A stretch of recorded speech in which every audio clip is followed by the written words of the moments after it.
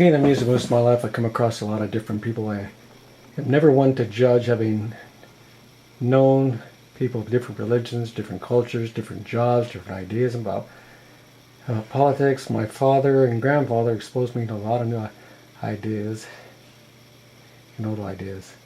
I was talking to a man from India yesterday, and he told me how glad he was to be in this land for free. He got a kick out of me because I knew so much about his country and now considers me a friend. Well, the point I'm getting to is about my friend Connie. Now, Connie was a spiritualist who had been brought up in the 50s in Studio City, California, and went to school with Mickey Dolenz. She was 3 years older than me and came from a Jewish family and lived by the book. Her father was in the music business, and her mother was a stay-at-home mom. At 16, she became a flower child and moved out of the house. Parents were shocked, but didn't disown her. She lost her mother in 1970, and that would affect her for the rest of her life.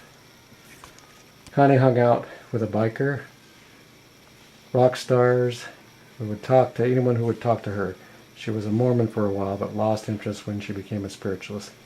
Now, I've known a lot of palm readers, clairvoyants, people who see the future, where it happens, and spiritualists in my lifetime,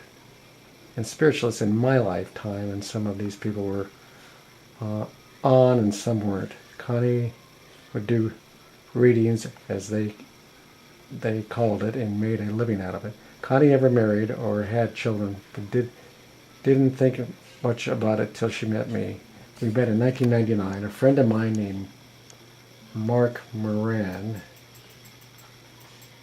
was interested in starting public radio at the time and asked me if I wanted to do a show that interviewed rock stars. We came up with the name Rockstop and started interviewing people. One of the people I interviewed, named Bob Welch, became a good friend. Anyway, I was at a Yardbirds show and was going to do an interview with them after the show. As the act got done with the show, the manager of the group told me I could only talk to him for 15 minutes. And so I said, fine. A woman walked up to me,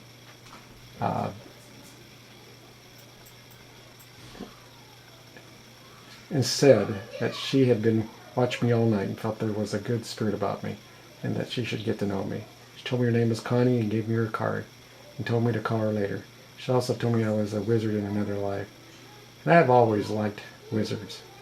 Well, I did the interview, and it went really well, and yet, yes, they knew Connie and told me to say hello to her. I had thought I'd only had a 15-minute interview, but it went into 2 hours because we got on so well. And I didn't jump into the interview asking whether it Clapton or Jeff Beck. They talked about them. I still talk to them from time to time. Anyway, the radio program didn't get funded. I ended up with 8 interviews that have never been heard by the public, but have been heard by my friends. 2 weeks later, I did call Connie, and we became good friends. I introduced her to my family, and she considered them her family. When Connie's father died, I was the first person she called. Told her he was in a good place and free of pain with her mother. I would talk to her every month for 14 years. She was getting ready to write a book about her adventures the last time I talked to her. It was still very upbeat.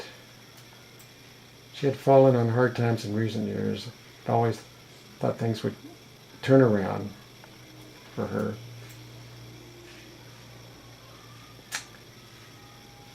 Well, on December 15th, 2014, she passed away. I heard about it from one of her friends. I will miss her. I will miss her talks. She believed in my music and me, and that's what I will remember about her. So I do not know if she met up with her mother and father. Who knows? She may come to me in a dream. Let me know what's going on.